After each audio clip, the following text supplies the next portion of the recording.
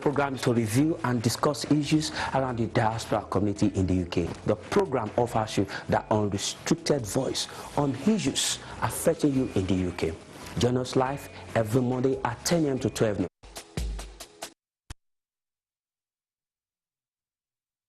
All right, thank you for joining us on the program today. The program is Dialogue in Diaspora, coming to you live from Ben Television. This morning we'll be going across two different topics. First, we'll be talking generally on issue of modern slavery and trafficking. And joining me in the studio to take a look at the challenges of dealing and combating modern slavery and trafficking is no any other person than the Commissioner, Independent Anti-Slavery Commissioner, Kevin Highland OBE, joining me in the studio this morning to take a look at the issue of modern slavery and trafficking. And much after that, we'll be going to Congo, and we'll be discussing Congo and the challenges of leadership. And joining me will be one of the senior activists on promoting good governance in the Congo region, and Beth Walsh will be joining me on the show today. And then shortly after that, we'll be going to Italy, where we'll be joined by Paolo Ciriali, our Italian correspondent. Will be joining us on the show to tell us some of the challenges happening around that region, especially as it concerns immigrants. And if we do have the time, we'll go to Nigeria and quickly take a look at issues around government and governance in that country. A lot to talk about on the show today. All I'm going to ask you to do is just join us. We're going to start the show, we'll open the phone line. As this is going to be interactive, you'll be able to join us. In the course of this program, the phone line is going to be put immediately on. Hopefully you'll be able to get through. And then join us in this discussion about why do we have trafficking in Nigerians being trafficked across the desert, Libya, the ISIS, to Italy, and being abused, prostitution, and the rest of things like that. And some of them finding their way to the UK, engaged in modern slavery, kept in very servitude situation. What can be done? What do you think the Nigerian community, different associations can do to support the effort of the Independent Anti-Slavery Commissioner? And that we will be talking about on the show today. Joining me, Kevin Highland OBE. Kevin, thank you for joining us again. Thank you for coming on the show again. Good morning. Thank you for having me. Since the last time you appeared on the show, your organization has been involved in. Tell us what has been the development from the last time you came on the show. Sure. Well, I mean, one of the things that we spoke about last time was about developing a response to the issues in Nigeria and working with the Nigerian communities in Nigeria, but also here in the United Kingdom. And what has happened really is that we know that the migrant crisis and the issues of people travelling across the Mediterranean have escalated, and the numbers have got worse. And one of the things I've been doing is looking at that very closely, looking at the different groups. And one of the shocking things that I've identified is that in 2016, the International Organization of Migration identified that 11,000 Nigerian women arrived into Italy, having taken that very dangerous 11,000. And wow. In addition to that, just in 2016 in 2016, now that's an 8-fold increase on the numbers in 2014. But what also is shocking is the fact that 3,000 children, unaccompanied children of Nigerian origin, arrived also. 3,000? Yeah, into Italy. Unaccompanied? Yeah. How? Okay, go on. So these figures are shocking, but what we need to do is to find a way of resolving this so that these people do not have to take these risks. And what we need to remember, and what we need to look at very carefully, is that the issue of trafficking and modern slavery isn't a Nigerian problem, it's a global problem. We have estimates that over 45 million people across the globe are trafficked. And the reason most of them are trafficked or exploited in forced labour is because criminals are earning money from the suffering of human beings. And whether that's in a factory that may be in Southeast Asia or in Latin America or in Africa or in the UK. We have had cases, there were convictions recently in Derbyshire where a sports factory had people working in their premises in modern day slavery, and the criminals were convicted of those crimes. So no country is actually not affected by this crime.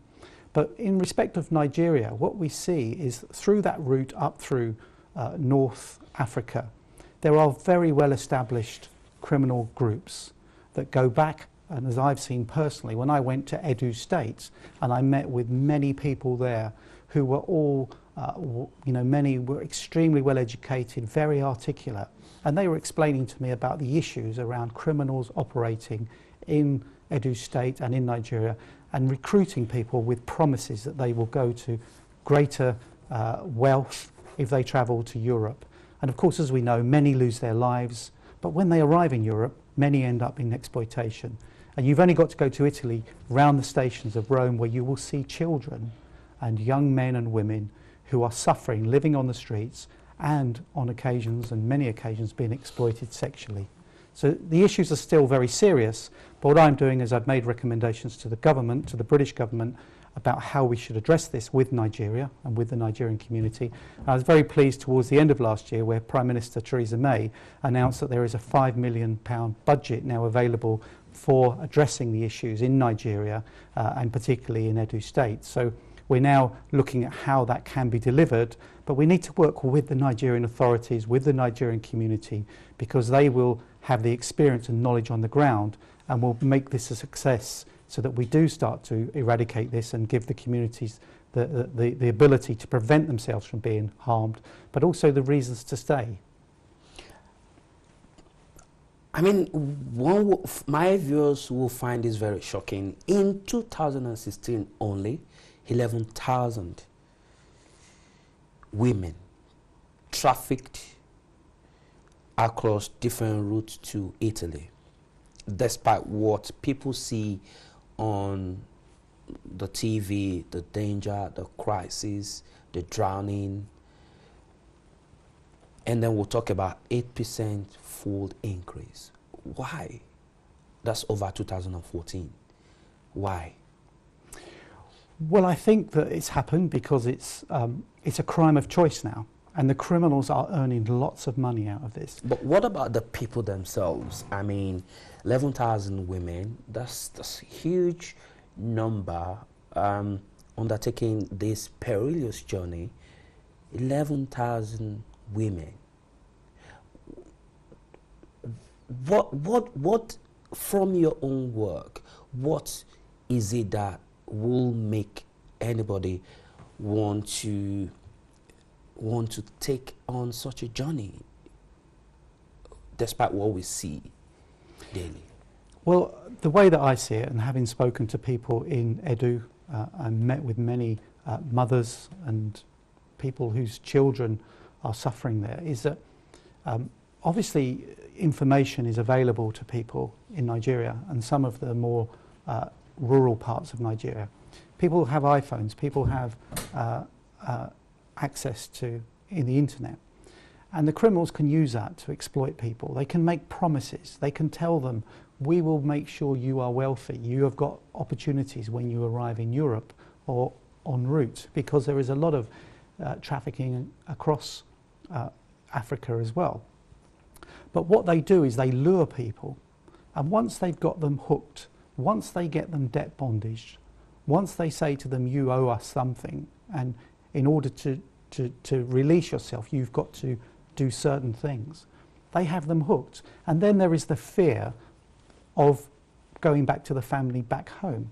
And then there's also an added complexity, which is around juju and spells that are cast on some of the, particularly the women that are travelling, the young girls. So there are a whole raft of measures. But one thing I did see is, and I mentioned it to you last time, I met a mother who was in Edo, and she explained to me that her first son was taken and he died at the hands of the traffickers, and she gave all her wealth to get her second son back so that he could come back home and be alive and be with her.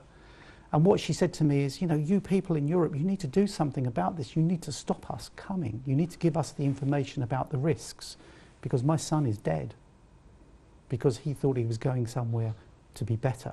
and to have a better life. And clearly that's not going to happen. So I think some of it is, people see the opportunity or what they see as opportunity, and the message isn't getting back to them. Well, actually, the risks you're taking way outweigh the potential benefits. And actually, when you get to Europe, there are no potential routes for you because you will become undocumented in most cases and at very high risk of exploitation. Now, of that 11,000 women, the routes are controlled by smugglers and traffickers, and of course they're different. Smuggling is different to trafficking.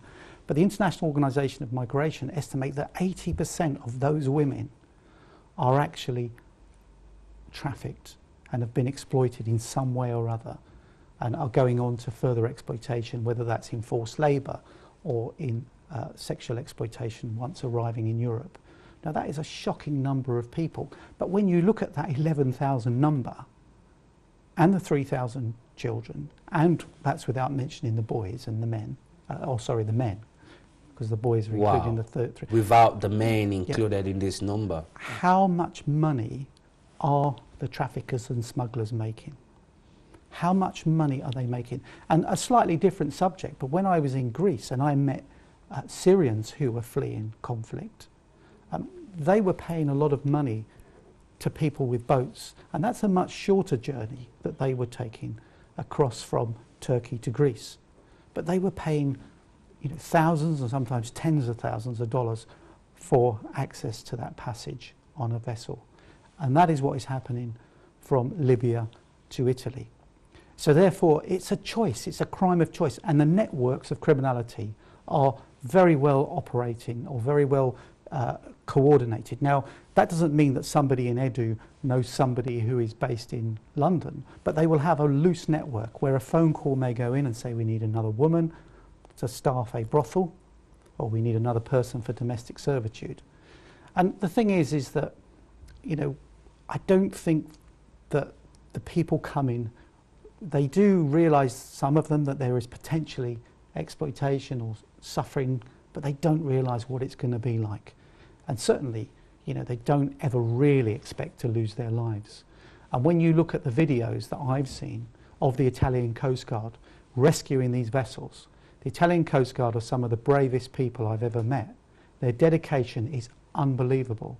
But when a boat capsizes right in front of them, particularly if there's children in there, the frogmen can't get down quick enough to rescue the children and throw them into the boats. And you will see videos whereby they are just going down, picking up children and launching them like a basketball into the vessels. But there are so many that lives are going to be lost. And the head of the Coast Guard told me that even if they pull alongside a vessel and it capsizes because people stand up to celebrate because a vessel's arrived, lives will be lost. So they have changed their tactics, that they send out advance parties so that they can tell people to sit down, but the excitement, sometimes they still stand up. And of course, some of these boats that come over, there are terrible images I've seen of a boat that should carry about 40 people, and yet in the hull there was over 100 people and another 100 on top. And this is happening on the seas, and we need to get that message back to Nigeria. But what we also need to do, and that's what I'm asking the international community to do, is let's help Nigeria. Let's help places like Edo State, that's got so much potential, so many resources, so many intellectual and bright people, so many young people with a future. If we help to develop Nigeria, then people will lose the reasons to leave.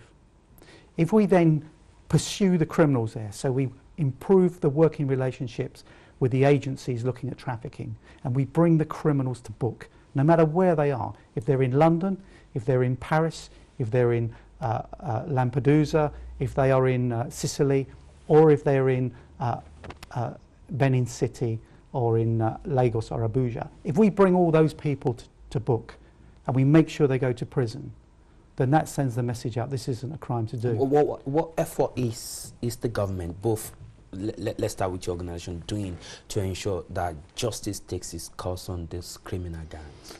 So in the United Kingdom, we've got what's called the Modern Slavery Act, which introduced my role as the independent anti-slavery commissioner. The legislation is very tough.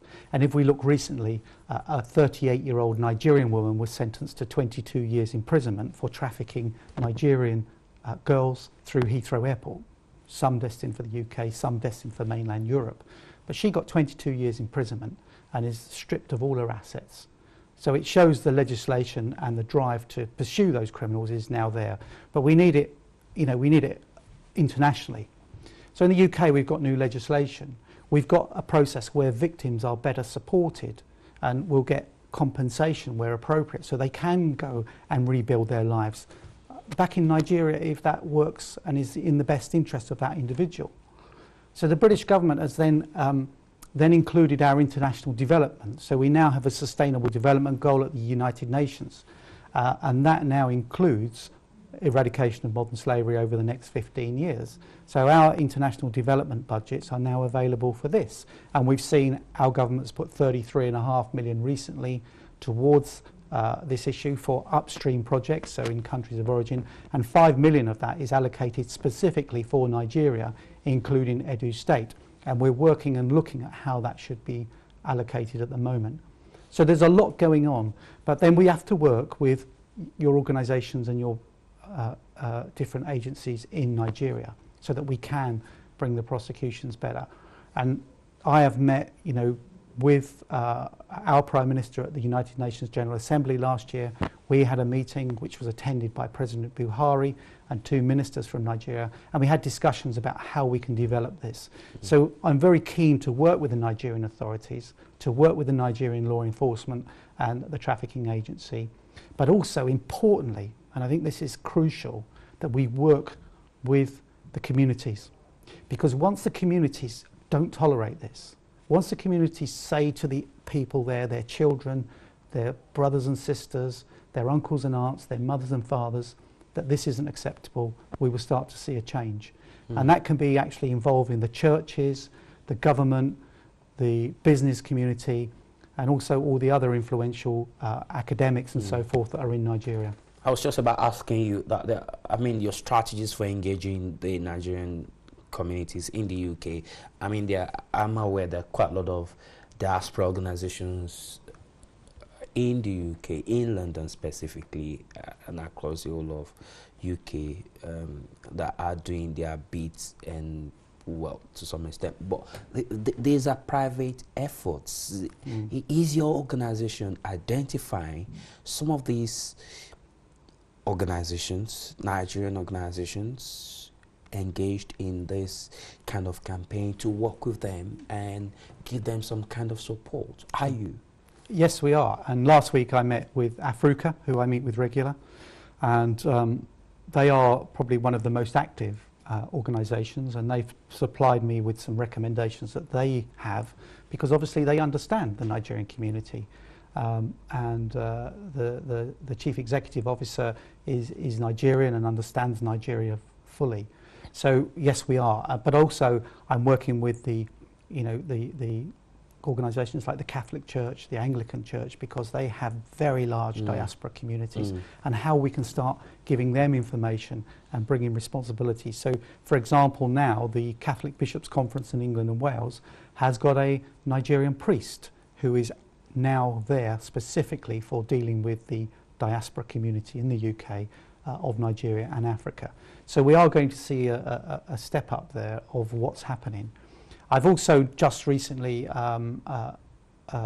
engaged with 2 universities, one St Mary's in West London, in Twickenham, and they are doing research, and they held a conference recently, and at that were representatives of the Nigerian diaspora, including Africa. And then also I've been working with Nottingham University, who are looking at all the research that is taking place across the UK, so then we can see where the gaps are, because I want to make sure we're doing something specifically about the Nigerian aspects. But I have done a report that I submitted to the government about what I think is required, and hopefully we will get some concrete answers on that very soon, so that we can start delivering projects. We do often talk a good game about eradicating modern slavery, but what I keep saying is I want to see action, and that action needs to help the people of Benin City, of Edo State, of places around the world, where they are being victimized because of their vulnerability, and they are being traded for other people elsewhere in the world. If you're watching this program, I've been talking with Kevin Ireland, the anti-slavery, independent anti-slavery commissioner, working on combating modern slavery and trafficking around the globe, looking specifically at how to tackle this problem from the Nigerian angle. He just told us now that in 2016 there was 8% increase in the number of Nigerian women trafficked to Italy. That is 11,000, and 3,000 unaccompanied children. That is alarming. Kevin, let's talk about these 3,000 unaccompanied children. What on earth will make a mother or a parent or parents? First, when you talk about these unaccompanied children, what age are we looking at? Well, the ages vary. So it can be someone up to 17, but the ages do vary. And you know, some of the cases, not just Nigerian, but when we look at unaccompanied minors, many of them will lose their parents or their guardian en route. So it may be that they've left home with the guardian or the parent, but because somebody has died, somebody's got lost, somebody has taken the child. There are so many ways that the child can become detached from the family unit. And of course, then when they arrive at ports, when they arrive in Libya, for example, where there are the collecting houses, then they become a really good commodity. And when I was in Italy, I met 3 Nigerian boys who were all probably about 13 or 14, and they had been promised that they would play for some of the best football teams in Spain. Some of the best, the 2 best names in Spain. They were promised that's where they were destined to, and they were going to play there. However, they had been given a telephone number to ring, and that was it. That was the whole process of being recruited. This was a fake story they were given. It was all lies in order to recruit them into Europe, and then you've got young boys who are available for whatever you want: forced labour, sexual exploitation, or other abuse. And clearly, you know, young boys will not develop properly if they are allowed to live in the streets. Now, the Italians are doing a fantastic job about recovery and about first response at what are called the hotspots. But the international community needs to come and help them because there are so many people arriving. But what we do need to do, and not just in respect of Nigeria, but from other countries around the world as well, is go to the heart of where these issues are happening and start to make sure that the countries are developed and that these exploitation stop. And you know, one of the things our legislation brought in was supply chain transparency. So under our laws, under Section 54 of the Modern Slavery Act, every company that trades over 36 million in the UK has to produce a statement on the front of its website showing what they have done to eradicate modern slavery from their supply chain. Now that's 17,000 companies in the UK.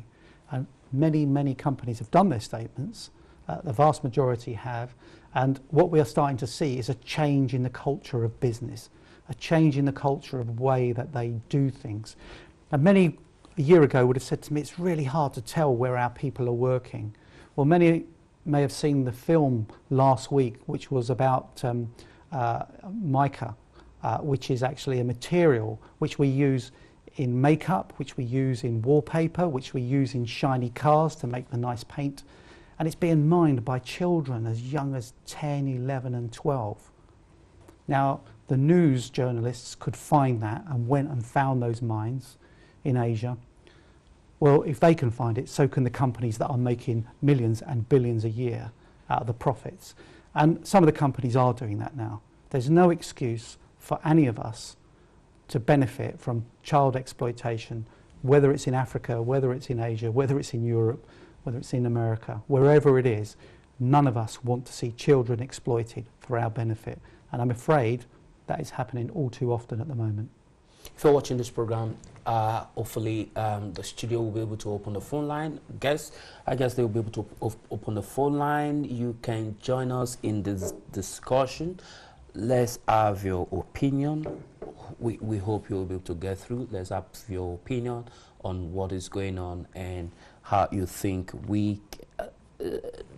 this very situation can be brought to check. But before we open the phone line, we're going to quick short break. When we come back, Kevin is still in the house. We'll continue the program. But let's go on a very short break now. We'll be back. Don't go away. Ben TV presents to you another live current affairs television program. Our focus on the program is to review and discuss issues around the diaspora community in the UK. The program offers you that unrestricted voice on issues affecting you in the UK. Join us live every Monday at 10 a.m. to 12 noon. It's time to own your own properties at any of these cities: Abeokuta, OPIC, Abuja, Sam Nujoma and Orozo, Lagos, Lekki, Port Harcourt, TAF Gardens. Keywrite with major developers and state agencies can make your dream come true. Property and flats start from just £15,000. We can also provide you with property exchange. For more information, please visit www.keywrite.co.uk. The Commonwealth Day service is one of the most recognised events in the Commonwealth calendar, which prominently has in attendance Her Majesty the Queen, other members of the royal family and heads of the government from across the Commonwealth. The Commonwealth Africa Summit, which holds alongside the Commonwealth Day service, is fast becoming one of the most recognised events that promotes the interests of Africans in the Commonwealth. From a series of high-level meetings on topical issues, workshops and business networking events, the summit promotes intra-Commonwealth collaboration for sustainable development and inclusive growth in a new era of globalisation. We invite you to join us at the Commonwealth Africa Summit from the 13th to the 15th of March 2017 in the historic city of London. Visit www.casevents.org/CAS2017 for more information or to register. We have faith. The Nollywood will set new records for filmmaking all over the world, not because of our past glories, but because of the evolution of a generation of filmmakers who have been forged in the arena of professional film education with an understanding that film is an ideal catalyst for change. Through a combination of quality, training, and mentorship, the vision of these trailblazers will shape 20 thought-provoking short films on social justice and the signature feature film such as the African film industry is yet to experience. This is what HDFA seeks to achieve through the 2017 Script-to-Screen Africa Filmmaking TV Reality Project, and we welcome you to be a part of this trailblazing experience. Enroll as a student, be a sponsor, partner with us. Script-to-Screen Africa 2017, film as a catalyst for revolution.